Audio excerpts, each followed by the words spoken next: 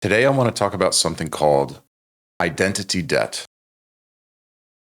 And there are some systems in your life and opportunities in your life that are so good and work so well that they will actually erase you.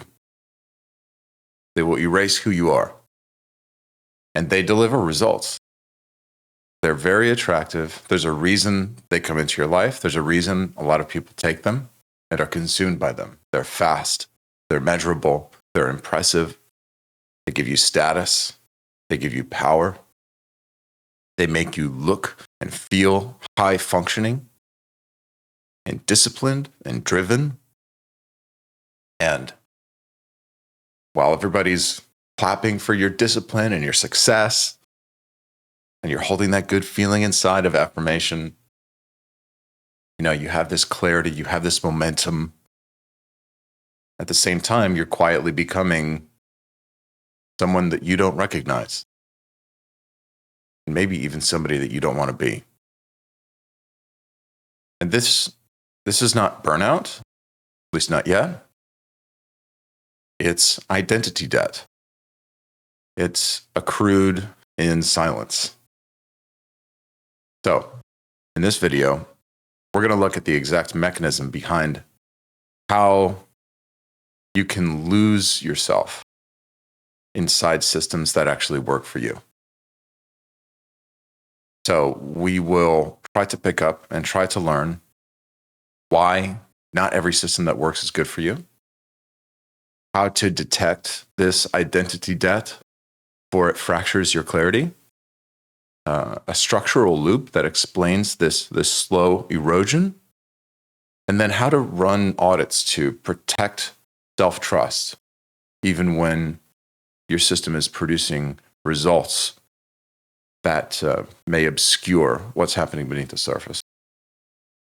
So, first, I like to zoom out. I like to give context. I like to situate these concepts in historical context so that we can understand the conversations that really give substance to concepts like identity debt.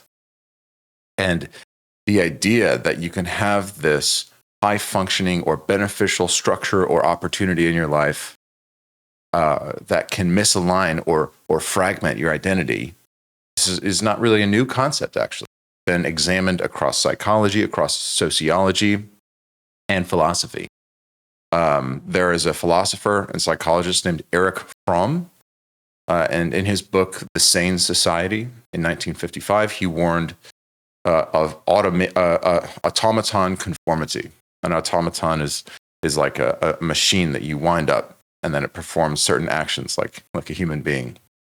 And so Fromm warned us of this automaton conformity, and this is when people adapt so thoroughly to external expectations that they lose the felt experience of the self. So I have a quote from Fromm that I really want to read here. It says, quote, "The person becomes exactly as all others are and as they expect him to be, but the self is lost." End quote. And this reminds me of a quote from Kierkegaard, which is that a man may lose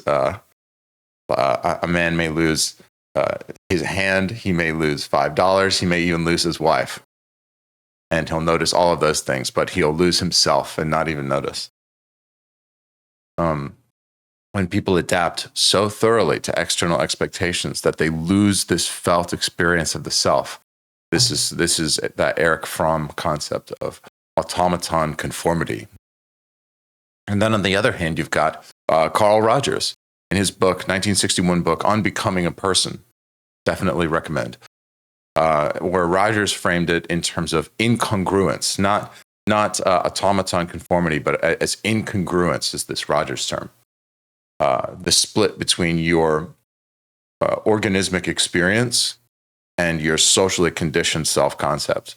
And the wider that gap is between your experience as a human organism and your socially conditioned self-concept, the more unstable the self becomes. That split between your actual experience and your self-concept as it's shaped by others. So in systems theory, this echoes as a concept called maladaptive homeostasis. So maladaptive homeostasis is where a system stabilizes around a dysfunctional equilibrium, and it reinforces short-term survival at the cost of long-term integrity. So it finds a short-term strategy that's working for now and says, we're going to adapt to this and we're going to continue with this. Maladaptive homeostasis. And more recently, you've got like a sociologist, Elaine Ehrenberg, and their work on depression and self-performance really explores how identity collapses under the weight of optimization culture, which is very interesting work, where we're expected to be not just functional, but constantly improving.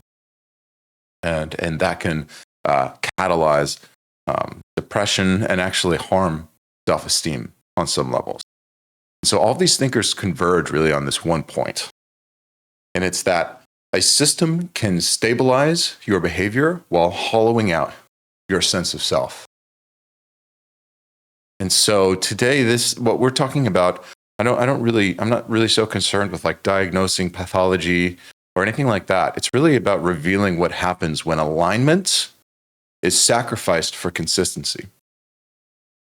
And when output remains high, but your inner signal goes offline and gets dimmer and dimmer. Your inner light gets sacrificed for the outer light.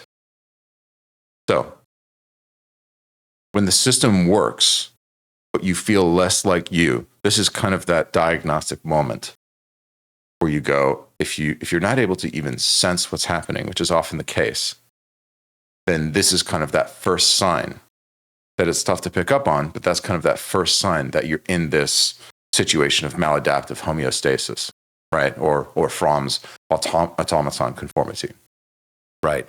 Most people think that pain means that something is broken. But the more dangerous scenario is really when nothing feels wrong, but you know something is off. You're showing up, you're performing, you might even be getting praised, but that inner signal is like scrambled somehow. You don't know what exactly you want anymore. You're not sure what's you versus what's been just rewarded and conditioned. That's how high-functioning people can often lose themselves, not through failure, but through sustained over-conformance to a system that rewards them for abandoning something core to themselves. So I want to look at something called the structural trade-off loop. The structural trade-off loop is basically how this process of maladaptive homeostasis or automaton conformity realizes itself in somebody's life. Here's the cycle. It's a 5-step cycle. First, you've got adoption. Adoption is where you plug into a system that gets results. And this is fairly innocent, right? We all have systems in our lives and we all need to plug into one system or another of some kind, right? And often this is like a career playbook or a fitness routine or a belief structure maybe. And then so you move from adoption to over-conformity. This is step 2. So step 1 is adoption. Step 2 is over-conformity. Over-conformity is where you suppress inner friction to stay consistent. You override small signals for the sake of a larger win. This also is fairly innocent and not necessarily a bad thing, right? If we only did whatever we wanted to all the time and pursued a frictionless life, that comes with its own problems on the other side of the spectrum. But we've got step 1 is adoption. Step 2 is over-conformity. Step 3 is where we really start to get into trouble. Step 3 is identity debt, which is a concept we've already mentioned before. Step 3 is where you accumulate that tension, right? That friction doesn't translate into a traction between yourself and the world. It turns into accumulated tension, that identity debt. This quiet knowing, this is working, but costing something essential. So you move from step 1, adoption, step 2, over-conformity, step 3, identity debt, step 4 is a fracture point. Eventually, something snaps. A breakdown, a blow up, a quiet exit, something like that. And then step 5, after adoption, over-conformity, identity debt, fracture point, step 5 is reconstruction or collapse. You either rebuild around a more integrated system or double down and dissociate harder. And this is the structural trade-off loop. And this is how you actually accumulate identity debt and either push deeper and deeper into that debt or slowly work your way out of it. So here's a little bit of insight into my own pattern, right? I've lived this multiple times. I may be in the middle of living this right now, right? I think we all are in the middle of living some version of this loop, right? Where systems that give me structure, but slowly rewrote my internal code. And again, it's not bad to rewrite that code. It's not bad to change the self with a system. And that's why it's so difficult to sense when there's a misalignment happening, right? Because sometimes the change that you experience and produce in the self is desired and authentic and aligned.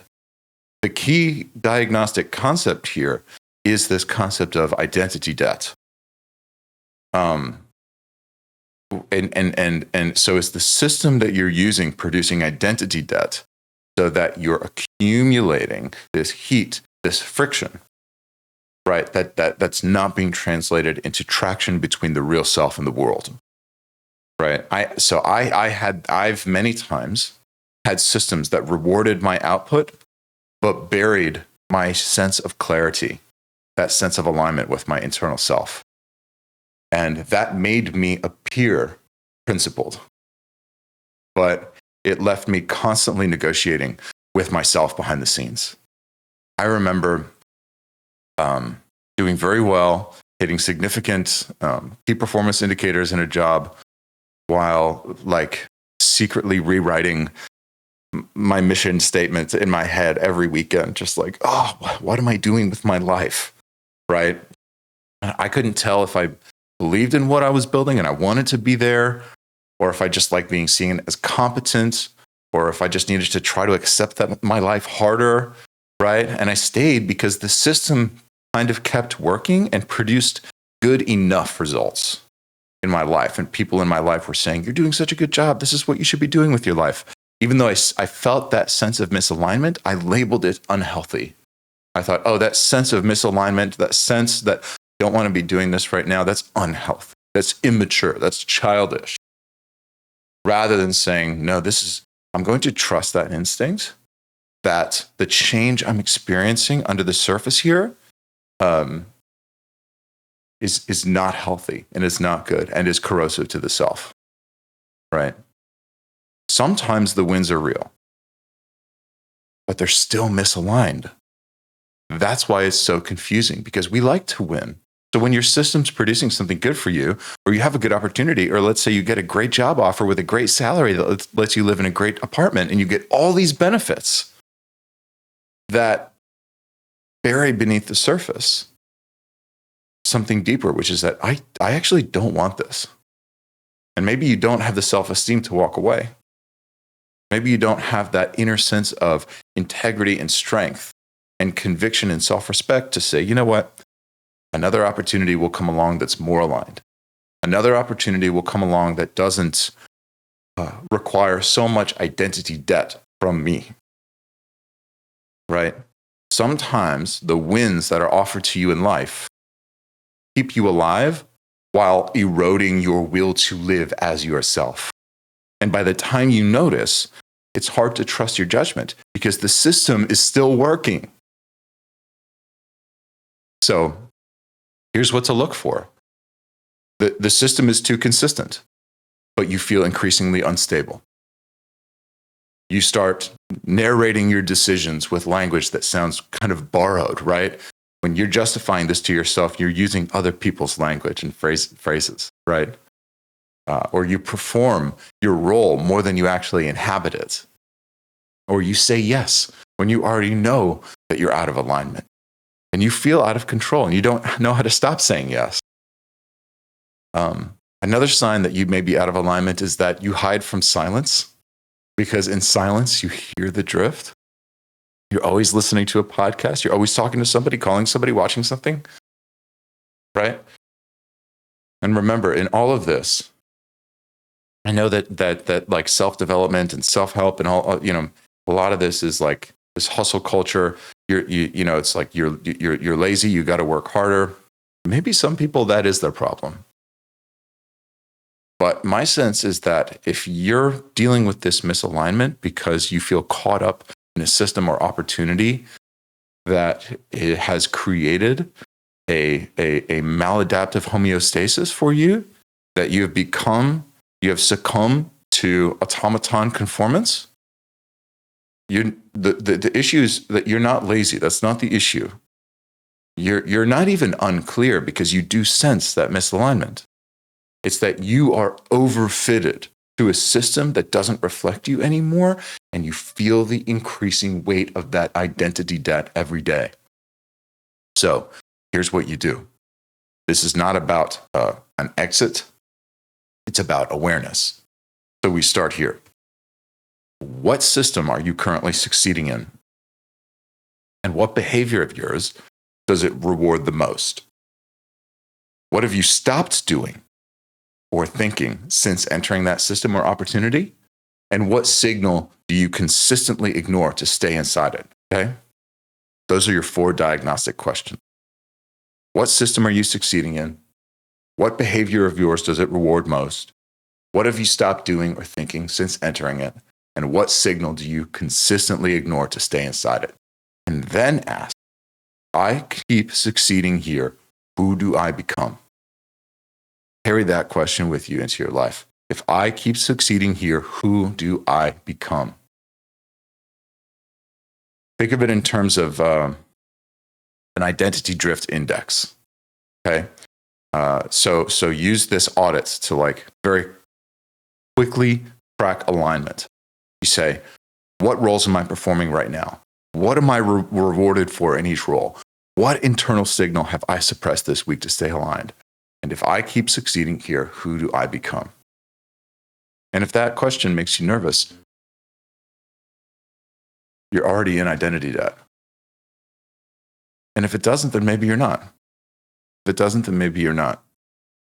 But it can be a good, diagnostic question to ask yourself on a regular basis. If I keep succeeding here, who do I become? And if asking that question, or if the answer to that question brings up an uncomfortable feeling inside of you, then that's often diagnostic of identity debt. So, closing thoughts.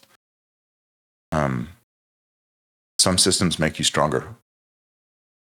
Some systems make you more stable.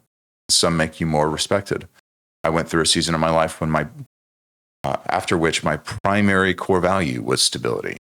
And I sacrificed a lot of myself. And I actually strategically went into identity debt to achieve stability. And that was, the thing is, it ultimately paid for itself on an identity level. Because what I was lacking was stability, and I needed to reparent myself in some areas, and I needed to learn some fundamental skills that I just was never given. And so to do that, sometimes you have to go into identity debt. Identity debt's not always necessarily a bad thing. Sometimes it's a necessary sacrifice you have to make to acquire skills or opportunities in your life, right? But at the end of the day, like you go into maladaptive homeostasis, but you have to have a way of ultimately also exiting out of that. Because there's only a few systems that actually make you more yourself. Because after I made those sacrifices, after I strategically went into identity debt, to get it was really career focused and financially focused, and I actually don't regret doing those things at all for that season. It was very difficult to pull my way out of it. When I would talk to friends, when I would talk to women, when I would talk to therapists, they would hear me talk and they would go like, "That doesn't sound sustainable." And because I had developed this personality of like all that matters is the system. All that matters is doing these things, because I had built a life before that years ago that was really missing some of these core human adult competencies, and I had really suffered because of that. So I had to make a hard shift. But when it was time, when I was safe again, and when I had built those things and I had constructed stability in my life, switching back out of maladaptive homeostasis was very difficult. And I'm still in the middle of doing that. And my worldview still hasn't really recovered from that. And I'm still, I guess, paying off that identity debt. Right? Only a few systems make you more yourself. And you want to put yourself in a position to be inside of them. And if you don't notice the difference when you're in a maladaptive homeostasis system or an automaton system versus one that is authentic to you and aligned with you, then success will just become another form of identity disappearance.